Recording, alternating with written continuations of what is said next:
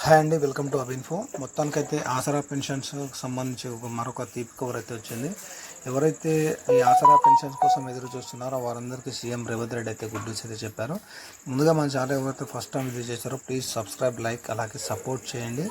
మంచి మంచి వీడియోస్తో ఎప్పుడప్పుడు మీ ముందుకు అయితే వస్తాను. అయితే విషయంలోకి వస్తే ఎవరైతే 50 సంవత్సరాలు దాటిన వృద్ధులు, వికలాంగులు ఎవరైతే ఉంటారో వారికి ఈ చేయూత పెన్షన్ కింద ఆసరా పెన్షన్స్ అయితే ఇవ్వాలని చెప్పి సీఎం రేవంత్ రెడ్డి అయితే నిర్ణయించారు. అయితే ఇది వచ్చేసి మనకు త్వరలోనే స్టార్ట్ కాబోతుంది ఈ స్కీమ్. ఇందులో వచ్చేసి ఏదైతే వృద్ధులు ఉంటారో వారికి ఇప్పుడు ఏదైతే 2,000 ఇస్తున్నారో ఇప్పుడు అది కాకుండా మరొక 2,000 ఏదైతే పెంచుతామని చెప్పారో 4,016 రూపాయలు వృద్ధులకు, అలాగే వికలాంగులకు వచ్చేసి 4,016 రూపాయలు అయితే పెంచుతామని చెప్పి సీఎం రేవంత్ రెడ్డి అయితే చెప్పారు.